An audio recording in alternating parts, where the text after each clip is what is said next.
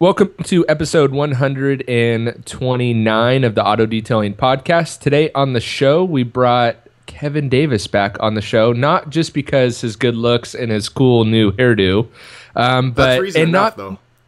That is reason enough, and not even Detailer's Helper, because we already had him on for that too. And I would definitely suggest going back and checking out that episode.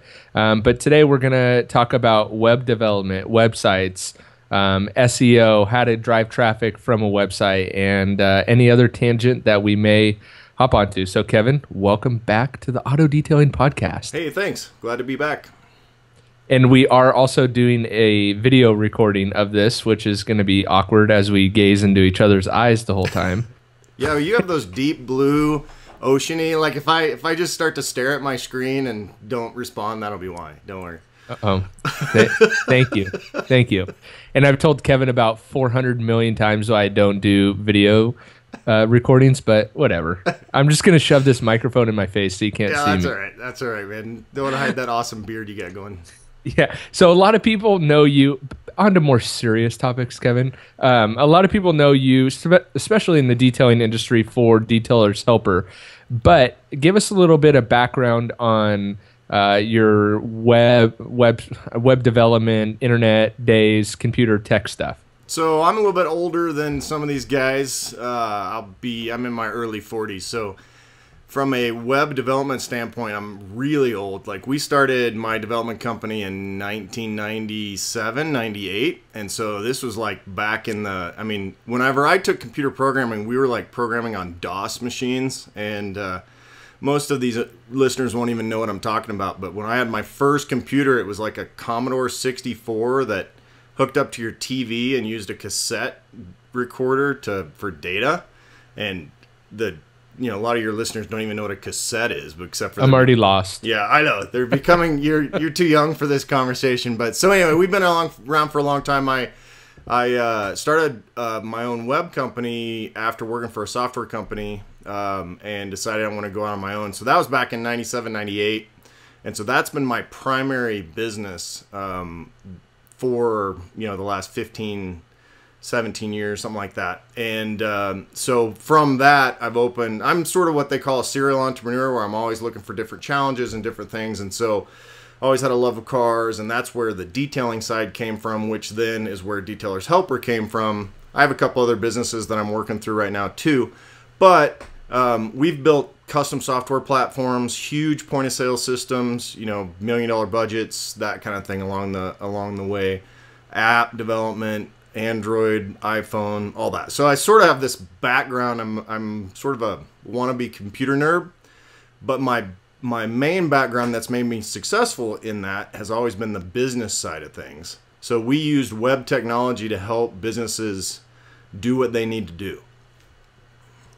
And that's exactly why I wanted to bring you back on, because using the web to benefit a detailing business is kind of what I want our focus to be on today, and how you were there pre-internet and the bubble of the internet, yeah, and all that stuff. So you like you said, you've worked with multi-million-dollar budgets to drive more revenue for companies. And so I think detailers, sometimes we kind of put a website on the back burner. I know for myself personally, I didn't even have a website for my business when I first started. And in fact, I always kind of pushed it off, like, I don't really need a website. And I don't think I had a website for my business until 2010 or 2011, which is a pretty late bloomer. Yeah. But since I have had it now, and a few things that I've implemented on my site, I get a ton of traffic and a ton of calls from my website. So yeah, basically, it's funny because it's gone from when we started earlier on. Hardly anybody had our website, and I was trying to convince people that we're still spending $5,000 a year on Yellow Pages that you need a website. Well, why do I need a website? People are calling me and all that stuff. And so we've gone from that to, back the .com bubble and all that stuff. And now people understand they need a website, and we've actually moved beyond that to social media marketing, how to use your internet, how to use your website effectively as a part of your overall branding, doing branding, all of that stuff sort of fits in together. So, we've shifted a little bit even beyond, I think everybody recognizes they need one, whether or not they take action to do it and really understand what they're losing if they don't do it. I think we're still in an education phase there. Yeah, I think, So someone that's maybe just starting their company or their business, or maybe they've been operating for a long time, but they don't have a website. Where do they start? Because, one of the things I'm really want to get into and kind of make sure the point comes across is that there's a lot of scams out there for guys. And I want to try to help alleviate that for detailers listening or people listening, that they don't get sucked into these marketing schemes of all these other companies that you got to spend $5,000, $10,000, $15,000 to start a website, when the guy's like, hey, I'm just trying to put a couple cars together, right? So I kind of want to go over the misconceptions of starting a website and just having a website. And then, definitely get into the social media aspect of it and stuff like that. But say someone's brand new, where do they start? So you bring up basically something that's been going on since early 2000s, which it was really big in real estate. Like if you're a realtor, within the first time that you sort of get your business cards and get your name out there, you'll start getting these calls for, hey, we're a template. We can put your web presence up and we'll charge you this amount of money, and there's a maintenance fee and all this stuff. Or they will say, hey, we'll give you a free website.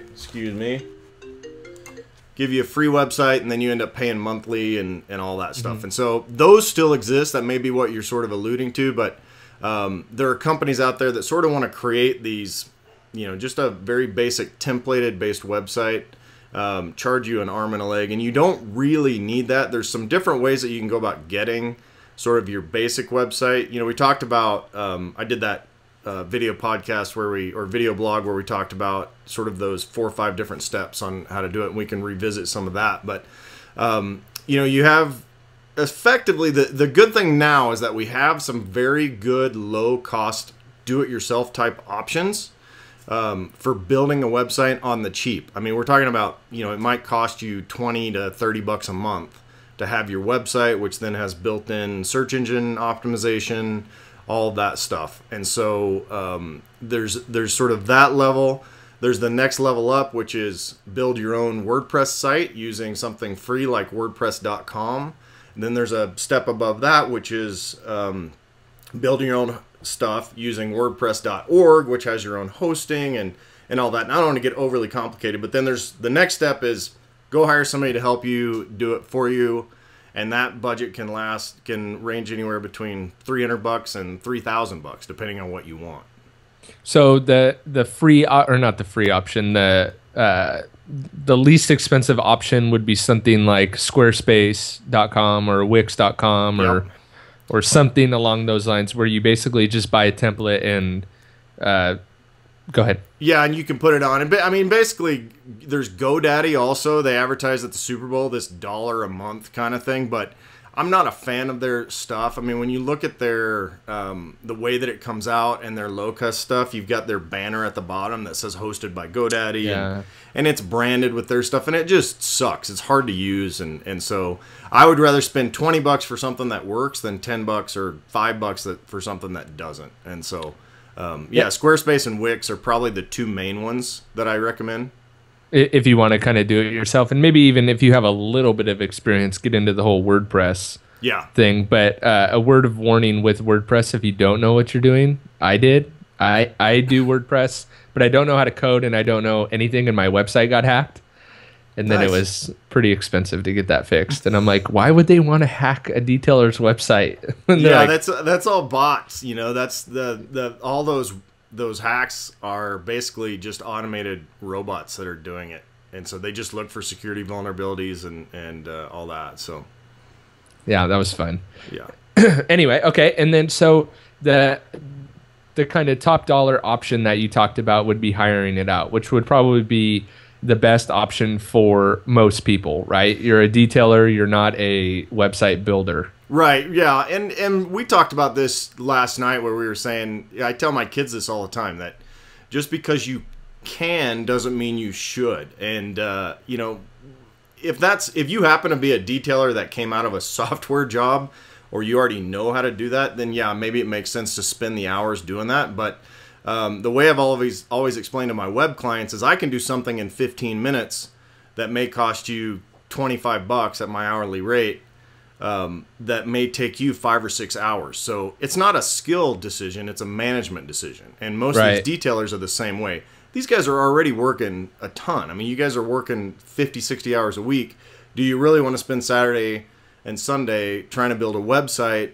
You know, if you're going to work those days, go do a car and pay somebody else to do your car, to do the website. And to do a website, if you're doing it yourself, chances are it's not going to turn out as good or as nice as hiring someone that that is their profession. Just like a consumer detailing their car versus you, the professional, detailing their car. It's the same thing. Right. It's exactly the same thing. We talked about this earlier where, you know, it's funny to how many detailers were basically cheap, you know, be really cheap on stuff like accounting software or bookkeeping, websites, marketing, branding, all that stuff. They'll complain and want to pinch pennies and be as cheap as possible. And then at the same time, they'll turn around and complain that, you know, Sally came and wanted their car detailed for $25 or whatever. So it's we all have that propensity to be bargain shoppers and to really want to get the most for our money.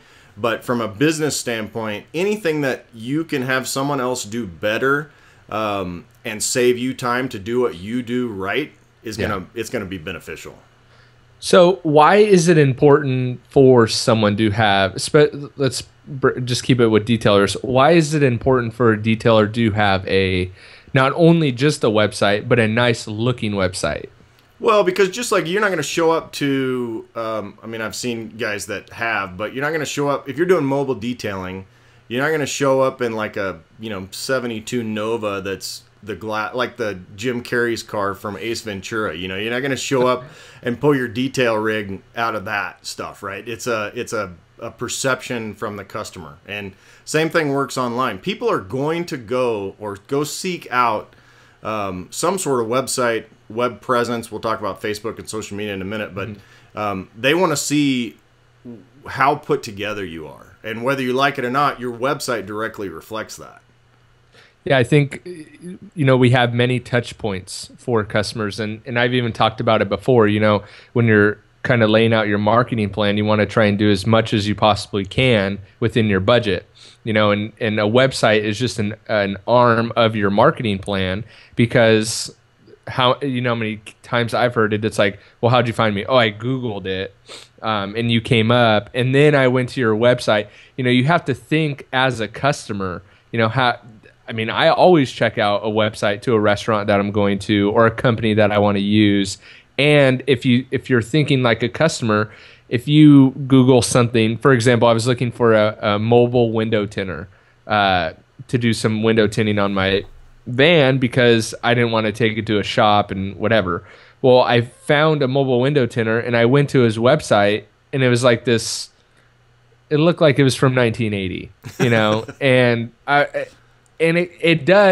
it does something to you where you are like, maybe his work isn't that good because his website isn't that good. Right. Versus if he had a dialed in website, I'd be like, whoa, this guy's legit, and he must be expensive. And it almost messes with your mind, subconsciously, that you kind of base how good this person's work is going to be off their website. Well, you have to think about any touch point with a customer as sort of that old job interview thing. You only have 7 to 10 seconds to make that impression.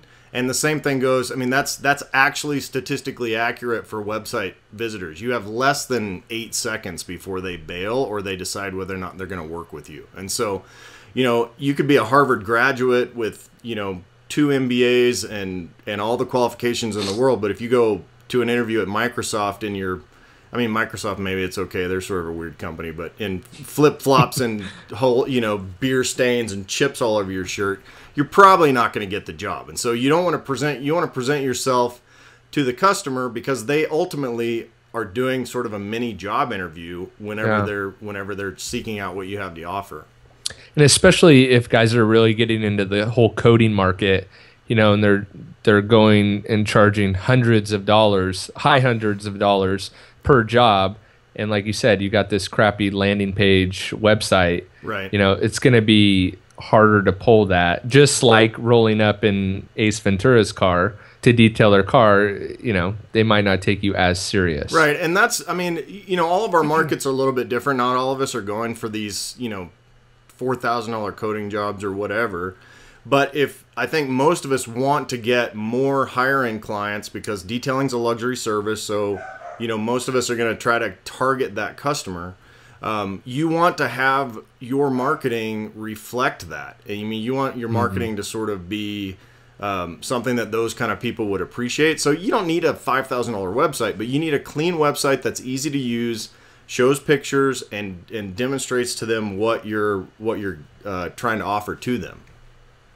So if someone listening has no connections, has no idea where to find someone who even builds a website, where do they go?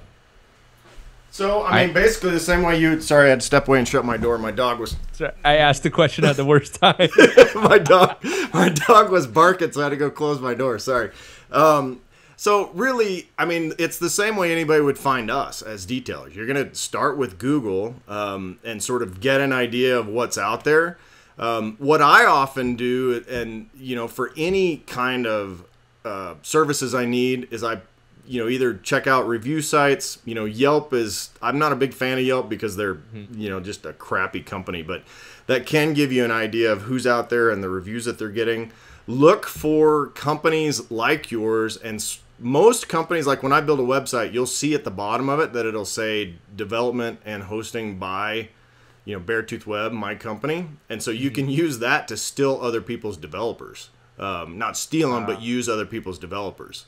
So if you happen to stumble upon a website that you like, scroll to the bottom to the footer, see if there's some indication of who or what company has built that site, and contact them. Yeah, you can contact them and say, hey, I saw this site. I'd love to get one like it, can emulate it and that sort of thing. If you're doing, right now the big trend is WordPress sites. I use it as a professional developer too. So there are a lot of companies out there that will build WordPress-based sites for you that you can get for a little cheaper than, I build high-end custom stuff too, but you could search for specific WordPress developers, Southern California or whatever your town name is or whatever. Mm-hmm. Okay. And then so the website is used as kind of the initial touch point to a customer. Is there any other important features that should be on the website? Yeah, should they put prices? Should they not? Well, that sort of depends on your market. I like to do that whole starting at thing for prices. I always put my prices out there. I've experimented with doing package pricing, and then just what I had most success with in my market is per hour stuff, but that doesn't work with all markets. So it's you have to sort of know your market to know what you want to do there. I'm a fan of just letting people know what it's may cost. I'm selling my detailer's helper. I'm going to put prices on there because it's a product that they want to buy, and so they need to see exactly what that's going to cost them. So as far as you've got you can build them with 4 or 5 different pages. Obviously, you got your good home page, which is going to have keyword rich text, and we can talk more about search engine stuff. Excuse me, but we've got text on the home page. You may have a subsequent about me page or about us page that sort of gives you a little bit. That's one thing, going back to some of these high-end clients, it works very similarly with high-end detailing that a realtor has, which is you're developing a relationship with people. And so they want to know who they're doing business with. They want to know kind of your personality. They want to know if they can get along with you, that kind of thing. So the About Us one, obviously the photo gallery, because people want to see before and afters. And then, you've got your services page, which really shows what you're doing. I like to do, like I said, the starting at prices. So let's say you have your interior price packages start at $50. So you put interior starting at $50, and then you'll list your different packages. I now get a bunch of guys asking me to sort of give a quick review of what they've got for their websites, which I gladly do. But when I see their stuff, a lot of times I look at it is how much crap is on that page. You see these guys that just have, service after service after service after service listed, and that's just too much. I try to keep things simple so it gives you something to talk about. Yeah, and I like the idea of, in fact, I just did a new client's car last Saturday, and I was asking him how he found me and yada, yada, yada, and why he chose me or whatever. And he said one of his main things was, oh, you have your prices listed on your website. Oh, wow. And I just have the starting at price because I never want to lock in a price because until I see the car. Right. But I was thinking about it later, and I'm like, well, listing prices also sets kind of a filter for people too. So if people are looking at your website first before they call you, looking at what services you have or whatever, if your cheapest service is $200 and their budget's $100, they're not even going to bother calling you. Oh, absolutely. Yeah, that's whenever I built my website, I did that exact thing, and I'm probably those numbers are about what I have, which is, $200, $250 for an interior. People don't even call me, which is good because I don't want to talk to them, because when they call me and say, hey, I've got an F350 that I want a full interior done and my budget's $65, I give them the number of somebody else that I want them to do the details. To the mobile station. That's right. Yeah. Car wash, local car wash. So, yeah. But yeah, that can really help. With the photo gallery too, one thing I want to mention is again, knowing your market. If you've done 2 Ferraris in the last 10 years, don't just put 2 Ferraris on, and don't use that as the basis of your marketing. If most of your clients drive Honda Accords and minivans and SUVs and all that, put those out there. Because you could also be turning away business that you actually want. Right. Yeah, because you don't know. I mean, the mom might drive a Dodge Caravan and the dad's hobby car is a Ferrari. I mean, you don't know. Right. Yeah, I think that's one important lesson that I learned is that you never know what the person has in their garage. Right. One time a guy rolled up on me and he was in like this B19, mid 90s Chevy Tahoe that was just oxidized, just crappy, right? And he asked for a quote on something. I don't even remember what it was. And I'm kind of looking at the car like, this thing?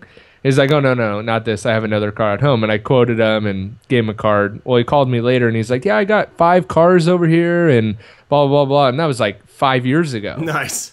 And I was like, man, if I would have blown him off because the car that he was driving at that time was crappy, I would have lost a really good client. Yeah, absolutely.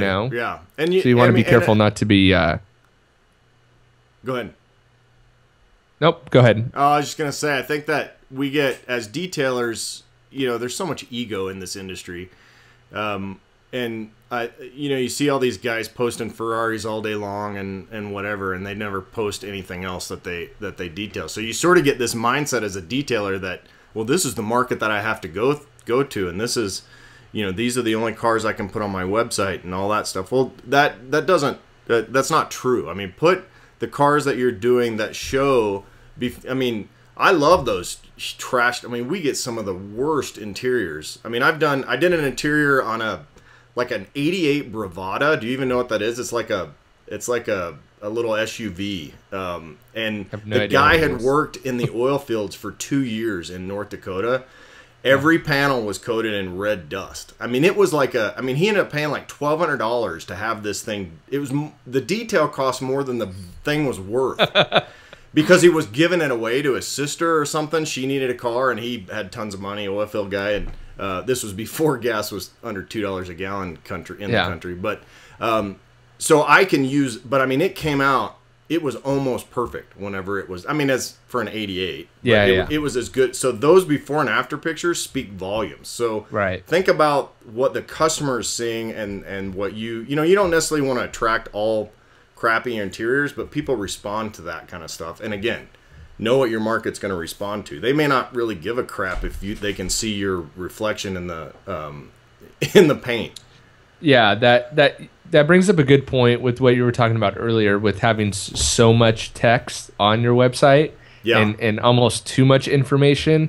And that's kind of something that I've been kind of pondering lately too, specifically because my focus has kind of been in this whole coding space and stuff like that. But, I just wonder, does the customer know the difference between brands like detail? Of course, me and you could go back and forth and name off all these brands and we would both know all of them.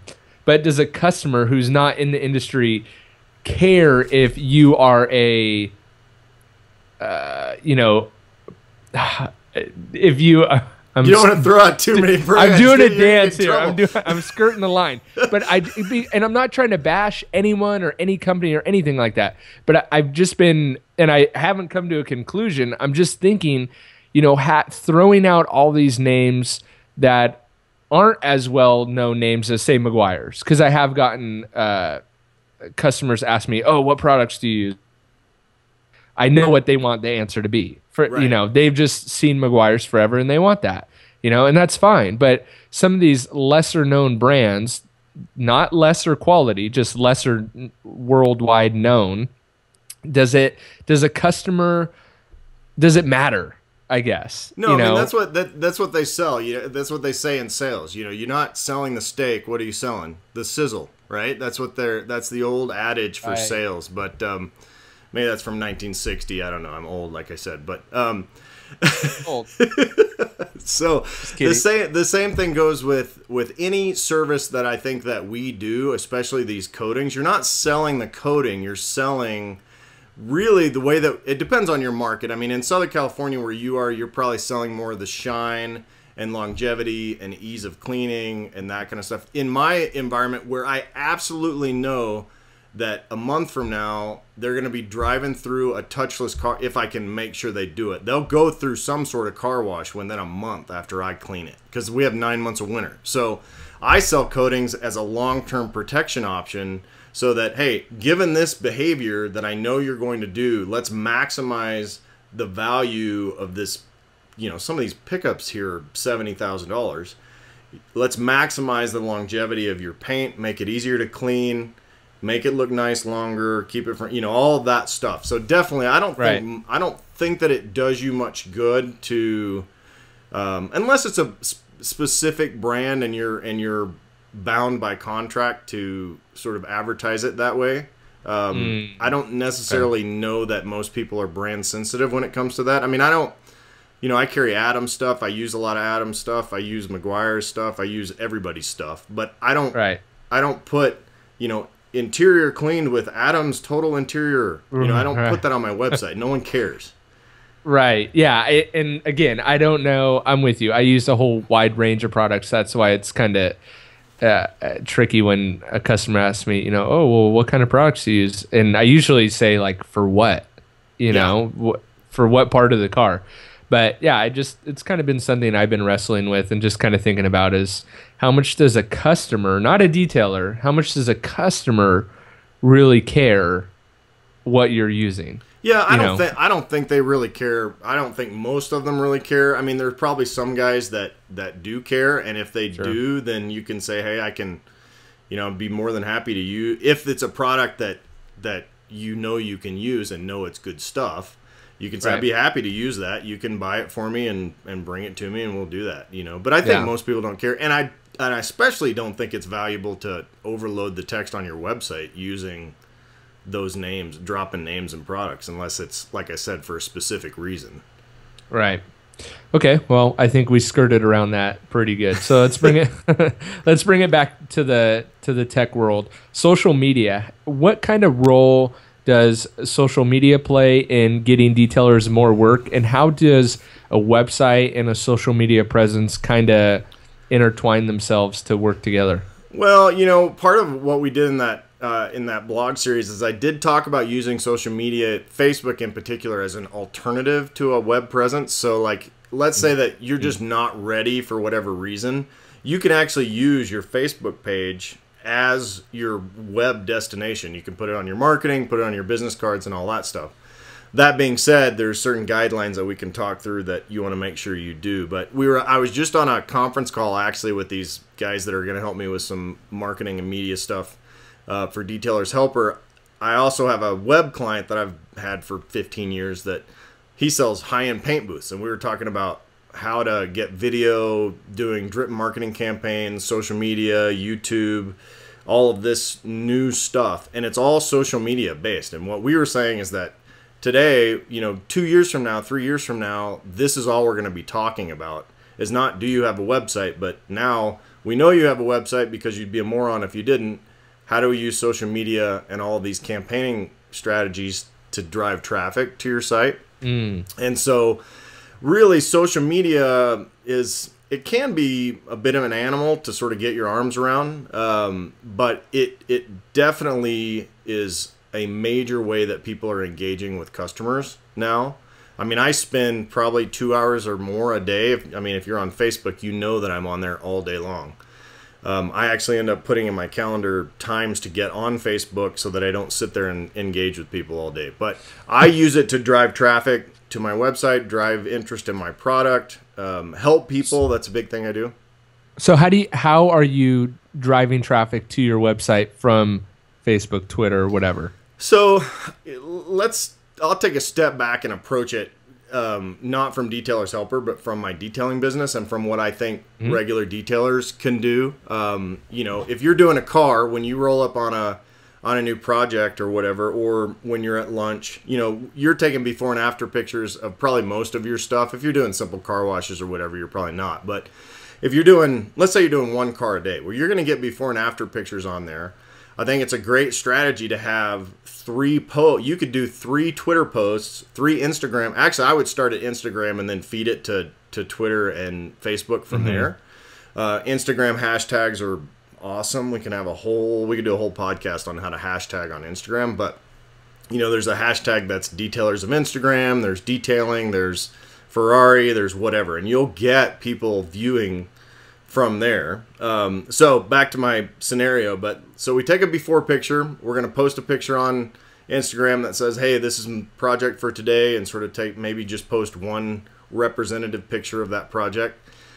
You get halfway through the project, make sure maybe you take another one that said, hey, making progress or whatever. Or, not even, the middle one's probably less important than doing the after. And they have apps on your phone, that Split Pick app where you can do a before and after, post that, and hashtag it, and then it will upload to Twitter, Facebook, and Instagram all at the same time. So that's that component.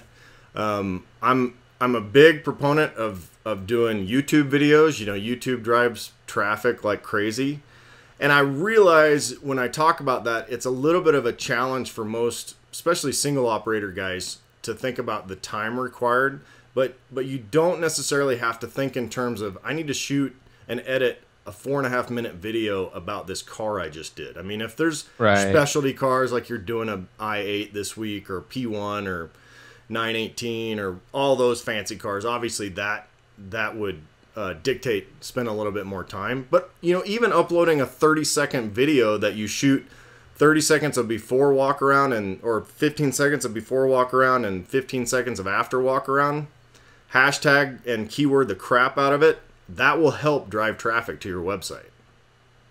And should you be just uploading that to your social media pages, or should you get that not only to your social media pages but also to your website too? Like, is there an option to make it so when you're uploading pictures to Instagram and then it's kind of feeding out to Twitter and Facebook, that it's also being put into the gallery on your website? Yeah, I mean, that's sort of an easy one-step thing. I've found that most of the automated tools don't work as well as I like them. For example, you can actually, if you're using WordPress, I think Wix and Squarespace probably have this same thing where it's basically your Instagram feed or your Twitter feed or Facebook feed will show up right on your website. And so you can do that. I personally would use social media as sort of the immediate thing, and then use your website as the more permanent repository, so you can sort of decide what you want to do. So should we have your sister on. Can you hear him in the background? I can see her. We're on video. Oh, you can? So, well, for everyone else listening, you can't see that. yeah. Sorry, it's the elephant in the room. She was just. Oh, wow, the elephant in the room. No, don't say that out loud. You said it, Kevin, not me. Oh, good times. Yeah. So anyway, in that case, I think I would use social media for your sort of immediate, easy uploading. Okay.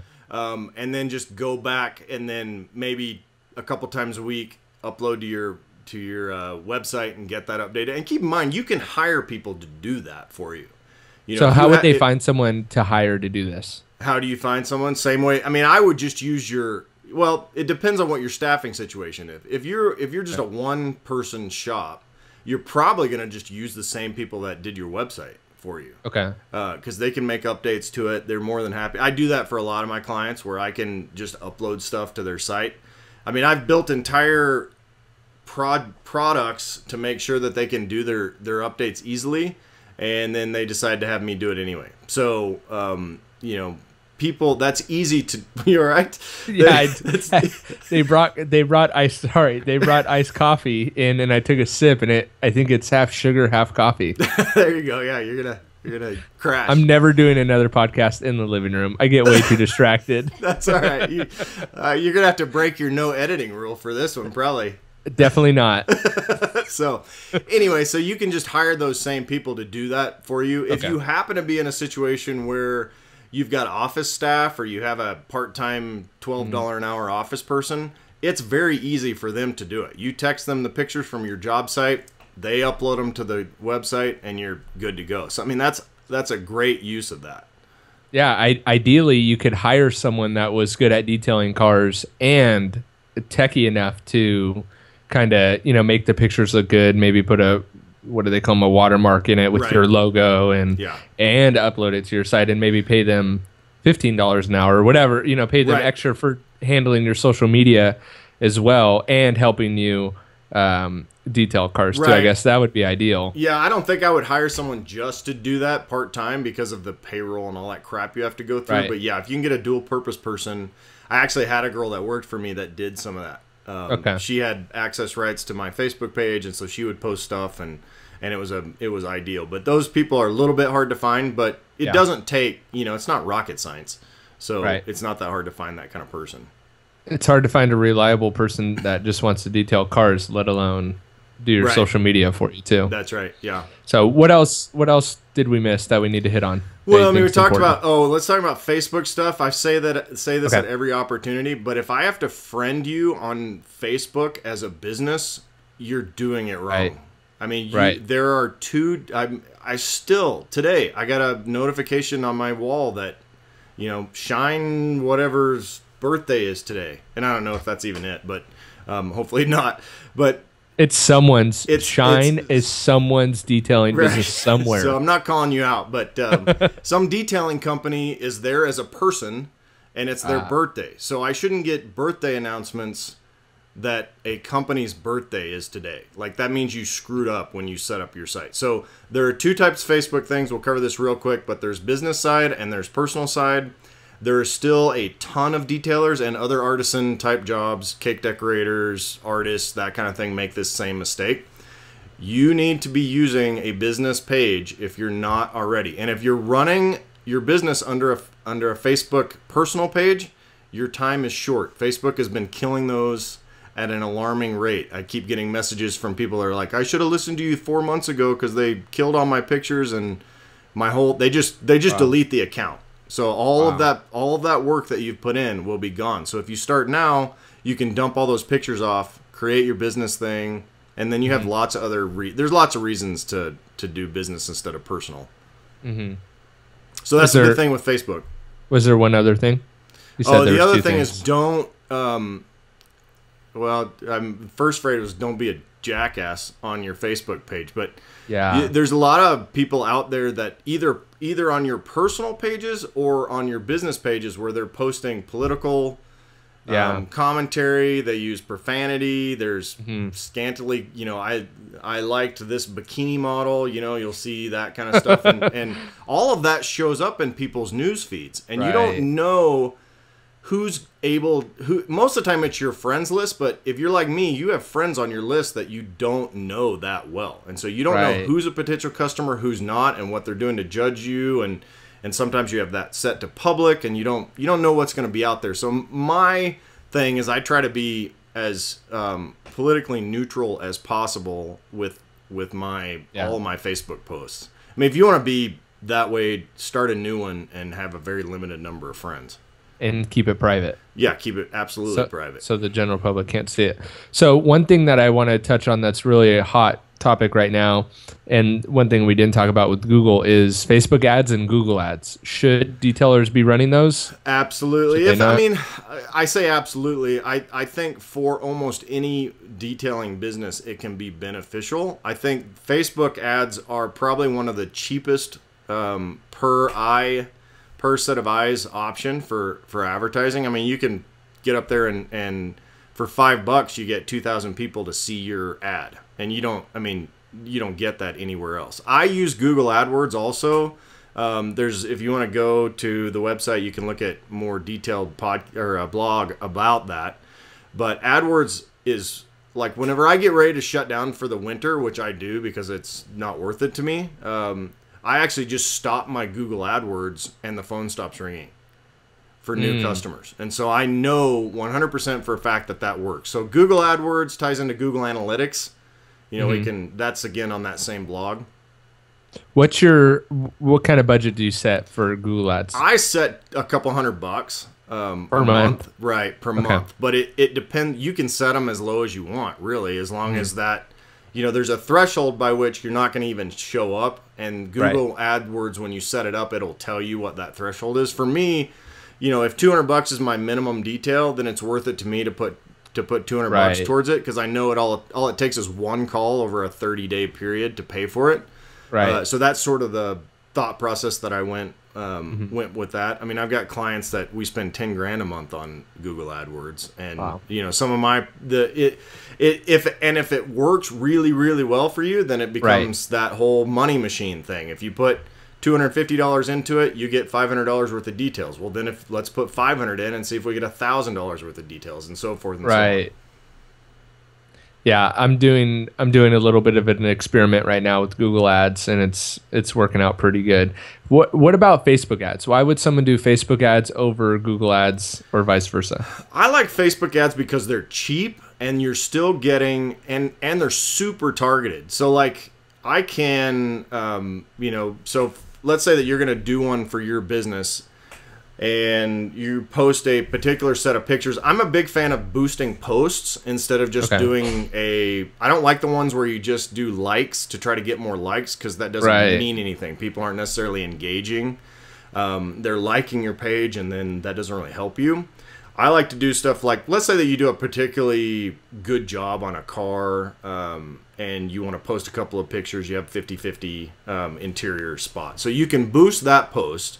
Okay, you say, I want to spend $20 on boosting this post, which may get you 5,000 or 6,000 views on it. Excuse me. And so when you set up that thing, what you're able to do is, okay, I literally want females from 35 to 45 that live at this zip code, and have interests, have the following 3 interests. Like if you want soccer moms, you put soccer and, kids and whatever, and it'll let you target down to that level. So that's why I love, and AdWords will let you do the same thing. It just costs a little bit more. And the interface for Facebook is super easy. I think one mistake that I made with Google AdWords when I first set it up, and it's funny, I see it a lot with Facebook ads, especially with detailers, is that I didn't select a region or certain cities that I wanted to target. And so, I don't really want to get a call from someone in Montana to get their car detailed, because I can't really do anything about it, and it's something that I've seen a lot with Facebook ads, and I feel like I should message the people like, hey, I'm in California, I'm seeing your ad, but it's saying that you're in Philadelphia. Like, I'm never gonna get my car detailed by you. You like, you're wasting your money by targeting me here. You know, refine it or something like that. So I think it's important for guys to know and to be vigilant of make sure you're targeting your local area, and unless you're doing something like Detailer's Helper where you could send it worldwide, I guess. Right, where you do, but I still do targeted stuff. Like I may not want, I may target certain countries, I may target certain posts. I have that new Brazil, my distributor in Brazil, Bullseye Garage, and so I boosted posts of their that videos. Shout out's free, by the way. What's that? That shout out was on me. Oh, thanks. Yeah, you can bill me later. We'll back bill it to Bullseye, so that's okay. Yeah. So when they did their video, then I boosted that post for them, but I only targeted Brazil. Like I didn't really. So now if you look at like when I have my new likes and fans and stuff come in, they're all from Brazil, Sao Paulo and Rio and all that stuff. So, and that's the cool thing about Facebook ads too, and AdWords in general. You have such awesome, they call them insights in Facebook, but you can actually see what's happening with your ad and what's happening with the fans of your page. They're called insights, and so it'll show you who's liking you, where they're from, what you can sort of click through and get a little bit of their public information, that kind of stuff. So that's pretty helpful. It's pretty crazy too when I was looking at doing a little bit of Yelp advertising, and I looked at the cost of, a Yelp advertising, and you get, I think it's not per impression, but for an X amount of impressions, you pay a certain dollar amount per month, and it's something like say 2,000 impressions for $460 a month. And they're like, man, that's 2,000 people that are seeing your ad, and it sounds great, right? They sell it to you. You're like, well, 2,000 people, I should get at least one, which I could probably upsell them and recoup my money, right? And then you look at, like you said, with Facebook ads, you could spend $5 and get 5,000. Right, you can get the same. Yeah, you can get huge engagement, and then AdWords. I think when I'm looking at my most of my heavily targeted stuff, I do a bunch of advertising for my clients and stuff too. I mean, we're probably 20 to 30 cents per click. That's not impression. That's actual. So that's per engagement, which is not too bad actually, because if they're selling a $100,000 paint booth, to pay 30 cents for that lead, that's not too bad. But Facebook, I think when I've done sort of click through ads where I want website traffic directly or whatever, I don't do that very much. That's less than 10 cents. So it's still. People complain about Facebook wanting to charge and all that stuff, but it's still one of the cheapest ways that a business can get their stuff out there. So as we wrap up, if there is a guy that's hearing all this and he really just wants to get started, where's a good place to start? Google and YouTube. So like all this stuff that we talked about, whether you want to know how to build a fence or build a website, YouTube is your friend. I mean, seriously, like with analytics, let's say, just use good search terms, say effective Facebook marketing, and you'll probably find 10,000 videos that you can watch, and you can go through that. You can also search for social media marketing companies. If you've got a little bit more budget, a little bit more to spend, I mean, you can spend 50 grand on those guys, but but if you're wanting to do it yourself, I mean, just if you look at YouTube and look at Google as your search thing, you'll find tons of guidelines, and you'll be able to sort of make heads or tails of it, and then be able to make a decision. Dude, I have no idea what the heck I'm doing. I definitely need to go find somebody to help me with this. Right. And sometimes those are the companies that are doing the videos too. I mean, that's what's funny is that you're searching these videos, you're finding them because they're using videos to promote their business about what you're searching about. So it's the exact same thing that we're just talking about. So crazy. And any tips or advice or things to look out for when in this endeavor? Well, I mean, basically you're going to pay, I think actually detailing the hourly rate for detailing and the hourly rate for any specialty service is probably going to be pretty similar. So in that $50 to $100 range is probably what you can expect. I mean, you can pay a guy $10 an hour to detail your car, but you're going to get $10 an hour detailing.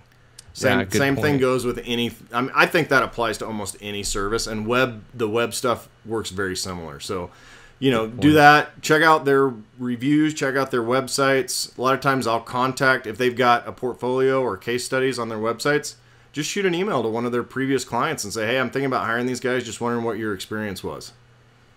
Love it. I love it. All right, Kevin, thanks for coming back on the show today. All right, man. And if you want more information about Detailer's Helper, yes. detailershelper.com. Sorry, give us a plug for all your companies. We'll just do Detailer's Helper for now. So we got some cool things coming out in 2015. I hope to have some new products out in the next couple of months. I think a new version, so that's pretty cool. Can you tease us with anything else? I've got a new e-course coming out for if you're interested in doing something a little bit more exciting. Doing an e-course on how to buy, own, and run vacation rentals, both domestically and internationally. So that's going to be coming out probably in the next 2 or 3 months, I hope. So that's pretty fun. And if people want to contact you either to buy a Detailer's Helper belt or buy a vacation rental or some snake oil. Yeah.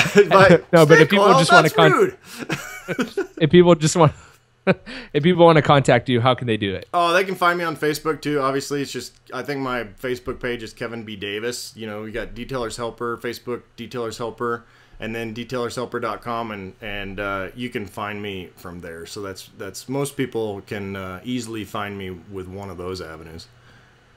Cool. And I will link everything up at autodetailingpodcast.com, and you could just search Kevin Davis on the search bar, and all your shows will pop up. Awesome. Because you have about probably 10 shows now with me. Awesome. Yeah. So because we all the content that we're talking about with the analytics and Facebook and all that stuff, I would really encourage you guys to go back and listen to those shows.